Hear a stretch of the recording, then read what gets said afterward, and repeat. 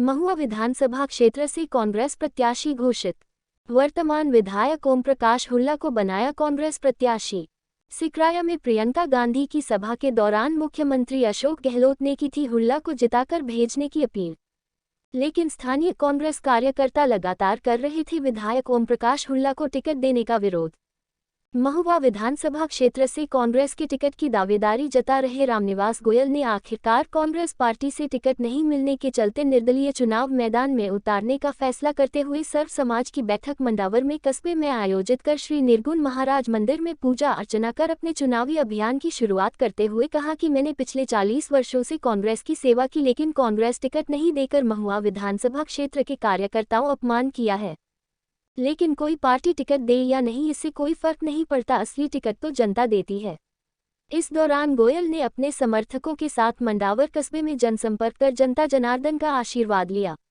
वहीं लोगों ने रामनिवास गोयल का माल एवं साफा पहनकर जोरदार स्वागत किया। और यहाँ पर उपस्थित मेरे बुजुर्ग, माता, बहन, भाइयों और नौजवान साथियों, आप सबको मेरा प्रणाम।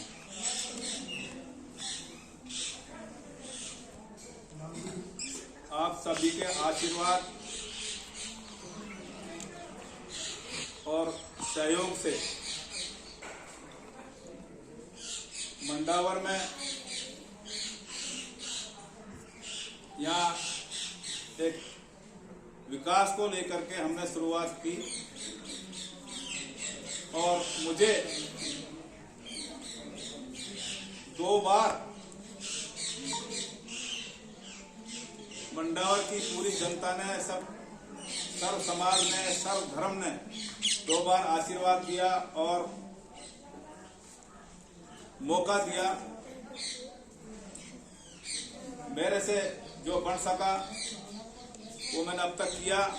मन में एक ही बात रहती है कि मंडावर और मंडावर क्षेत्र का, इस विधानसभा क्षेत्र का जो है विकास होना चाहिए। बीच में अवसर मिले, मेरे भाई रोशन जी, हवलदार जी अभी बता रहे थे कि मंडावर में यहाँ कोई भी किसी तरह का कार्यालय नहीं था प्रशासनिक। सब भाइयों के सहयोग से पहली बार मैंने मेरी लाइफ में मंडावर में कभी कोई धरना प्रदर्शन नहीं देखा, लेकिन वो आप सबके सहयोग से और हमने सबने मिल करके एक यहाँ पर ऐसा धरना दिया। और वो धरना लोग ये सोच रहे थे कि पता नहीं ये एसी में रहने वाले हैं, ये कहाँ चौपड़ पर बैठेंगे, रात को कहाँ। लेकिन मेरे भाइयों के आशीर्वाद और सहयोग से वो इतना सफल हुआ कि हमारे मंडावर में तहसील आई।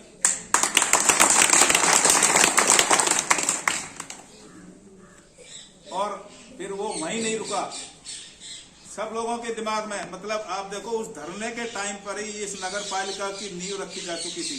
उसी टाइम मेरे को जो है अपने महावीर जी जैन साहब जो है उन्होंने मेरे को एक लेटर बना के दिया, प्रारूप, और उसके साथ में एक जो है उसकी जानकारी का दिया।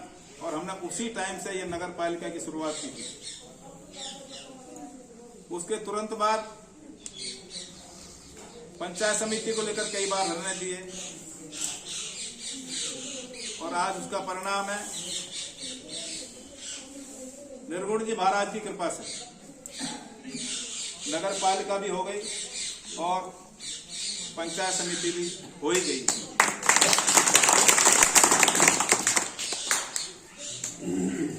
मन में एक ही हमेशा, मतलब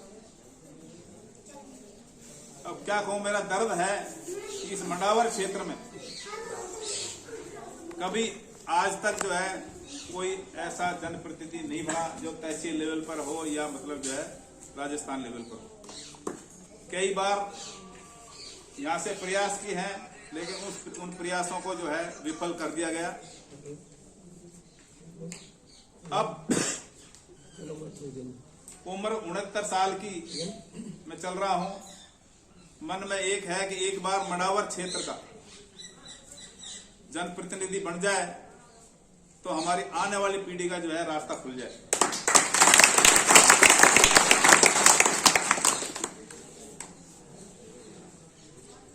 मैं आपको ये विश्वास दिलाना चाहता हूं, आप जो मुझे जिम्मेदारी दे रहे हो उसमें कभी भी मैं ऐसा कोई काम नहीं करूंगा जिससे आपको कुछ नीचा देखना पड़े। और सिर्फ एक ही मकसद, कोई लालच नहीं है, कोई और ऐसी जरूरत नहीं है, जैसे कोई शौक है विधायक बनने का, सिर्फ मन में एक ही है, सेवा। ठाकुर जी महाराज से मैं प्रार्थना करता हूं कि अभी भी मुझे कुछ सेवा करने का मौका दे रखा है और मैं इस पद पर मुझे ठाकुर जी बिठाते हैं तो मैं सबकी सेवा करूं और कोई ऐसा मेरे हाथ से काम नहीं हो जो कोई मुझे आप लोगों को कुछ कहने का मौका मिले।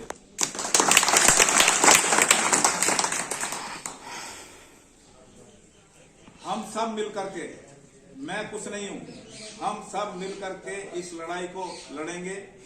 ये लड़ाई सब आप सबको लड़नी है। ये मंडावर क्षेत्र की, पूरे विधानसभा क्षेत्र की जनता की लड़ाई है, क्योंकि मंडावर क्षेत्र की जनता जो है वो अपने आप को ठगा सा महसूस कर रही है।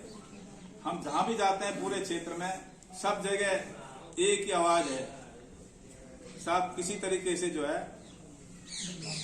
हमें निजात दिलवाओ किसी तरीके से। सब लोग परेशान हैं, पानी के लिए प्यासे मर रहे हैं। इतना जबरदस्त पैसा गवर्नमेंट ने दिया है, भयंकर पैसा, लेकिन एक भी गांव में जो है वो योजना चालू नहीं हुई है।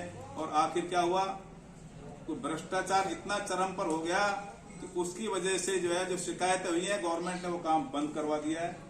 गांव की तमाम रोड खोद के डाल दिया है, लेकिन पानी किसी को नहीं मिला। मैं आपको मैं अपनी बात नहीं, मैं नहीं कह रही, पूरे क्षेत्र की जनता में जहां जाते हैं साफ पानी के बारे प्रयास में।